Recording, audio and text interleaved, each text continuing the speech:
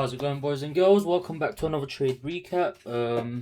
We ended up taking a trade today as well. I can't remember what the last day I took a trade was, but yeah, we ended up not losing any money or gaining any money today. There was news at 8:30. It says ECB president was speaking. That didn't really do anything though. But yeah, overall, it's gonna be a bit of a quick one.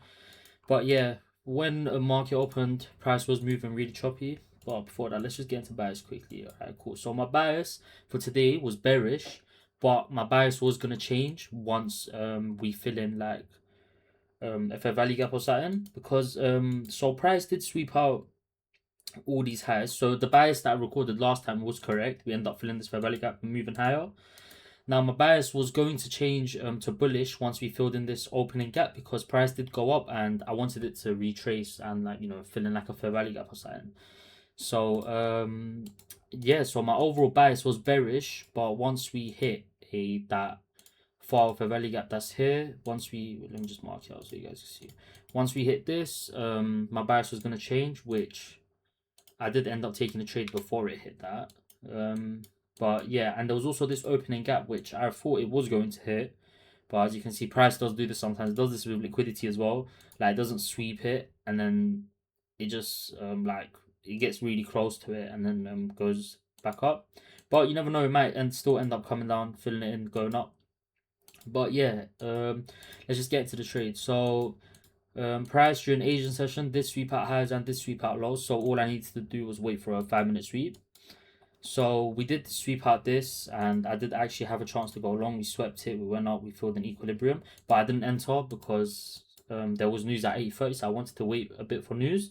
And also, my bias was bearish, like to begin with, so I didn't want to enter. So right now, market open, I'm looking to take shorts because I want price to fill in some type of confidence to carry on going up.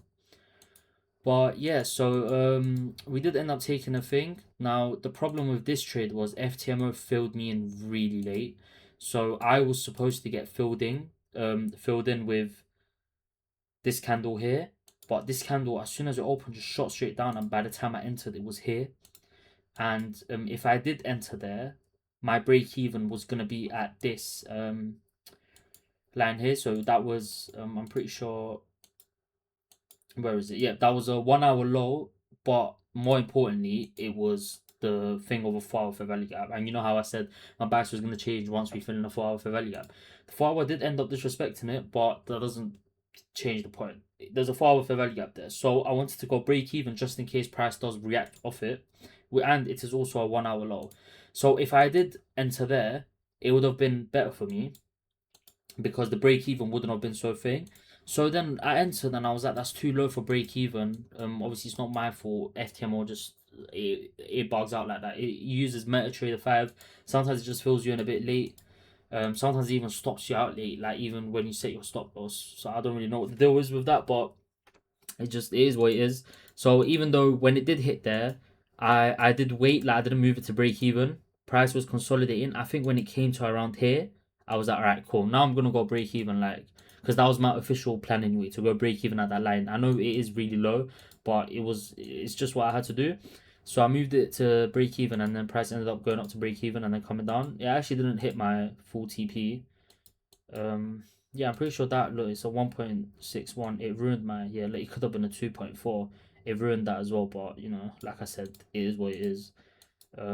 But yeah, I would have definitely closed once that price came down to here. But yeah, that's literally, I don't know if there's anything else to say. Like that was it for today. Like today, like was good. Like my analysis and everything, like everything was perfect. Like bias, it's not like I didn't have a bias or anything. Like everything just looked really clear to me, to be honest. But yeah, we'll see what happens. I think okay, tomorrow's, I think there's CPI on, yep, there we go. There's CPI for the pound on Wednesday. So I probably won't be trading. It is at 7, but we'll see. I probably won't, but I might as well. Um But yeah, so on Thursday there's a lot of news, but I will be trading, and on Fridays USD bank holiday, so I will be trading as well. But yeah, that's about it. So today again, break even.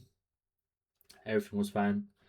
Analysis, like everything, I did everything perfectly today. Entered perfectly. Didn't feel anything when entering as well. Like I didn't doubt it or anything. The only thing that I did think a bit was how price was moving at the beginning.